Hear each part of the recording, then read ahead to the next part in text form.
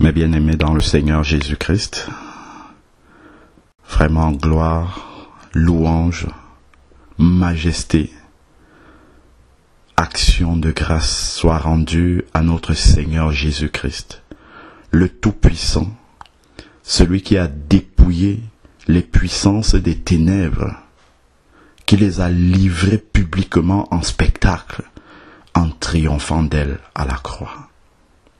Le Seigneur Jésus-Christ nous dit, dans Jean 10, que nous sommes dans le creux de sa main.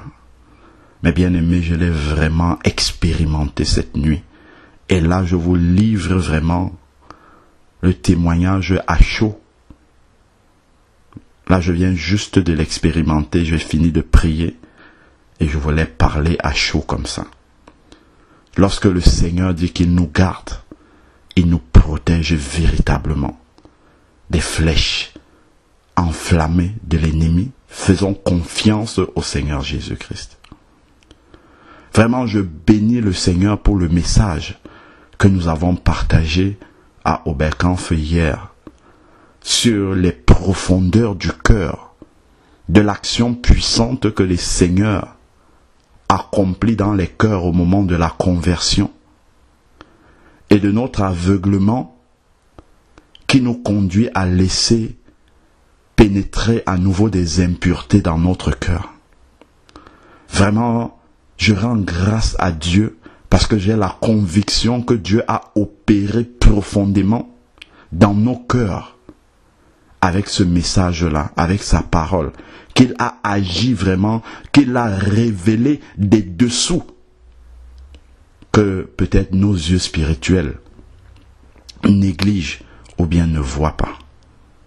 Et ça, souvent, frère, lorsque le diable est dévoilé, après, il y a des attaques qui arrivent. Donc, juste après le partage, je suis rentré à la maison, j'ai mangé, j'ai dormi. Et pendant que je dormais dans le sommeil, je me retrouve dans une maison où nous habitions au pays. Et dans cette maison-là, il y avait mon père qui est là, qui est toujours en vie. Et il y avait ma mère. Ma mère était là. Et elle était un peu souffrante parce que elle a passé du temps dans la maladie, un certain temps avant de partir. Et elle était souffrante. Je me suis occupé un peu d'elle, etc. Puis, elle m'avait même demandé de lui acheter des médicaments, ce que j'ai fait. Et un jour, il y a eu peut-être 2 épisodes comme ça. Donc, elle m'a fait part un peu rapidement comme ça de sa souffrance, mais elle parlait pas beaucoup. Et après, maintenant, nous étions à table. Il y avait mon papa, il y avait ma maman, et il y avait une des meilleures amies à ma maman qui était son ancienne collègue de service qui était à table. Nous étions tous là à table, on mangeait. Mais à ce moment-là, pendant tout cet épisode-là, on dirait que ma conscience était... ma conscience n'était pas éveillée sur le fait que ma maman est déjà décédée. Ma conscience n'était pas à jour dans ce rêve-là. Je rappelle qu'avant de dormir, j'ai prié. Et dans ma prière, j'ai dit au Seigneur de prendre le contrôle de mes rêves. En priant, je précise souvent ça dans la prière, parce qu'il y a souvent beaucoup de combats spirituels dans les rêves. Et si on est endormi spirituellement pendant le rêve, il peut avoir des communions qu'on ne doit pas avoir. Donc j'avais prié en remettant mes rêves entre les mains du Seigneur. Pas réclamant, mais demandant la protection du Seigneur. Et là, nous sommes donc à table. Nous mangeons. L'assiette de ma maman, c'était une assiette un peu large, un peu sous la forme d'un plateau, dans lequel il y avait un poisson. mais un poisson, et ce poisson était décoré avec de la pâtisserie, comme une espèce de couverture de gâteau par-dessus. Et on dirait qu'elle a eu mal au ventre. Et elle a dit, je vais aux toilettes. Et elle est partie aux toilettes. Et quand elle est partie aux toilettes, mon papa était là à table. Sa meilleure amie était en train de faire un commentaire sur l'assiette de ma maman en disant, vraiment, elle doit être mal. Elle n'a même pas beaucoup mangé. Et quand elle est en train de dire ça, je regarde fixement dans l'assiette de ma maman. Et en regardant dans l'assiette de ma maman, ce poisson qui était là, qu'elle avait laissé, en fait, des flashs de son enterrement reviennent dans ma tête, de ses obsèques. Le flash revient dans ma tête, dans le rêve. Et là, je me dis, mais en fait, elle est déjà décédée. Comment se fait-il qu'elle soit là au milieu de nous? Et là, je me dis, ah, certainement, elle doit être ressuscitée. Dieu doit l'avoir ressuscitée et la renvoyer au milieu de nous. Mais en même temps, je me dis, mais comment? Papa qui est là à côté, sa meilleure amie qui était venue à la maison, elle m'avait trouvé dans le concret. Elle avait beaucoup pleuré, ma maman et tout ça. Donc, nous tous ici, nous savons qu'elle n'est pas là, qu'elle est morte déjà.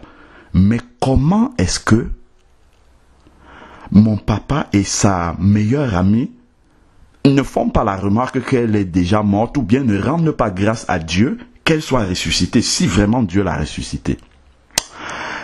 Et là, à ce moment-là où ce flash-là est venu, suivi de cette réflexion-là, je dis à mon papa, suis-moi. Nous allons aux toilettes. Il est resté devant la porte de la salle de bain parce qu'elle était entrée dans les toilettes et elle n'a pas fermé. Elle n'a pas fermé la porte. Donc la porte était entrouverte. Donc je pousse la porte. Mon papa était là à côté de moi. Je lui dis, regarde. Je n'avais même pas encore vu qu'est-ce qu'il y avait à l'intérieur des toilettes. Je lui dis, regarde papa.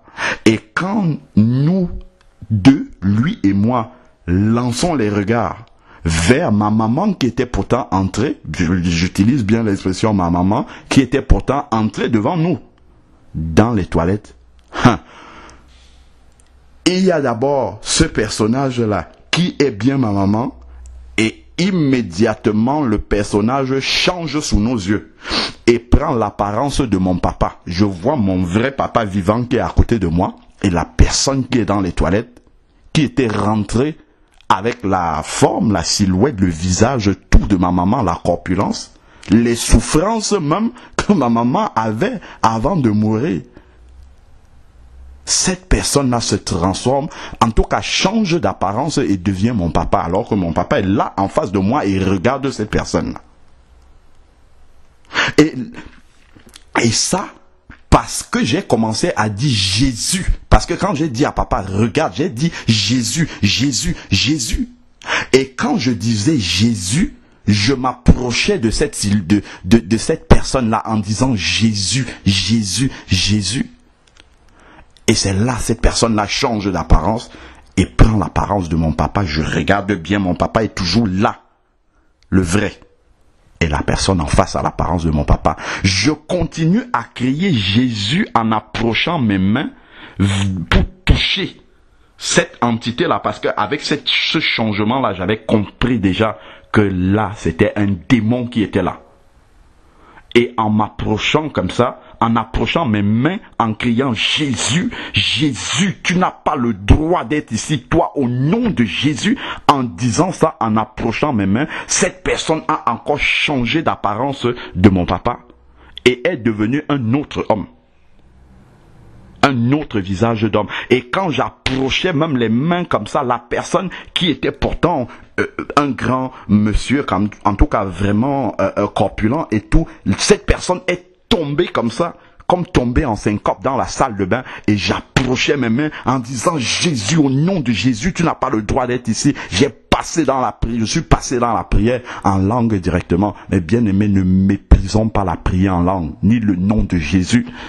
Ça peut nous sortir des situations, des attaques démoniaques les plus compliquées. Parce que c'est vraiment, quand on est dans une situation, le diable se déguise vraiment en ange de lumière. Et il est capable de faire des choses séduisantes tellement, et en plus dans le rêve. Parce que si dans le rêve, notre conscience spirituelle n'est pas réveillée, nous pouvons communier avec des démons sans nous en rendre compte. Mais là, par la grâce du Seigneur, il a réveillé ma conscience que cette personne est décédée déjà.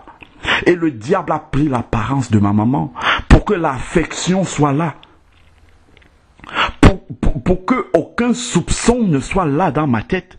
Que ça peut être un démon, ça peut être quelque chose de très, de démoniaque qui vient pour attaquer et détruire. N'oublions pas que le diable est là pour égorger, il ne vient pas pour jouer avec nous. Mais dans cette apparence-là, l'affection était là, aucun doute, mais le Seigneur a réveillé ma conscience là-dessus. Cette personne est décédée. Et donc, en approchant, la personne se transforme comme ça. Et en parlant Jésus, en prononçant les paroles Jésus, Jésus, j'étais en train de rêver, mais ma bouche dans le réel disait Jésus, Jésus, Jésus. Et ma femme a entendu, elle était à côté de moi. Elle a entendu, elle était en train de prier. Elle dit, qu'est-ce qui se passe? Qu'est-ce qui se passe? Pourquoi tu dis Jésus, Jésus, au nom de Jésus? Et commençait à parler en langue. Pourquoi tu... Et là, je me suis réveillé quand j'ai entendu ma femme comme ça, en parlant en langue directement, parce que j'avais compris que là, il y avait une attaque, vraiment, en plus dans la séduction de l'ennemi. Et vraiment, je dis, Seigneur, tu es grand. Quand tu dis que celui qui est en nous est plus grand que celui qui est dans le monde, c'est vraiment toi qui nous préserves, Seigneur. Et là, ça me donne encore des frissons vraiment sur la puissance de Dieu, la capacité de Dieu à nous garder même dans les moments où on peut être les plus vulnérables. Mais bien aimé, ne négligeons pas celui qui est en nous. Et là, je bénis encore le Seigneur parce que je sais que quand j'ai des attaques comme ça, quand il y a des attaques de l'ennemi qui arrivent comme ça, c'est parce que Dieu a opéré de grandes délivrances. Avec le message sur le cœur, j'ai la conviction que Dieu a déraciné des choses au plus profond des cœurs, a révélé la noirceur, les profondeurs même, des choses peut-être que l'ennemi laissait là. Il nous séduisait pour que ça reste dans nos cœurs. Et que Dieu ne fasse pas la lumière pour que nous soyons complètement délivrés. Et que nous puissions marcher vraiment dans la communion, la puissance, la manifestation de Dieu, de Christ dans nos vies. Mes frères, vraiment, le message sur le cœur, les profondeurs du cœur, il y a quelque chose là-dedans. Vraiment que toute la gloire revienne au Seigneur. C'était vraiment pour nous encourager à demeurer enracinés dans le Seigneur. À garder toujours le nom de Jésus. Éveillé ou endormi, le nom de Jésus soit dans notre conscient, dans notre inconscient, dans notre subconscient. Ne pas négliger les dons spirituels, notamment le parler en langue, comme je dis souvent, qui est la Kalachnikov spirituelle. Ne pas négliger ces dons-là, mes frères. Nous serons toujours attaqués, mais Jésus est vainqueur. Quand l'ennemi est dévoilé, il attaque, il contre-attaque, mais nous avons la victoire en Jésus-Christ. Nous sommes plus que vainqueurs par celui qui nous fortifie. Nous n'avons pas peur car nous savons que nous combattons avec le roi des rois. Nous combattons avec Yahweh Sabaoth, l'Éternel des armées. C'est lui qui maîtrise la situation. Que Dieu nous bénisse et nous encourage encore à continuer davantage à dénoncer les œuvres des ténèbres et que nous en soyons libérés totalement pour marcher dans la victoire avec le Seigneur Jésus-Christ. Que Dieu vous bénisse, mes frères et mes sœurs, et que vraiment toute la gloire revienne au Seigneur des armées. Amen.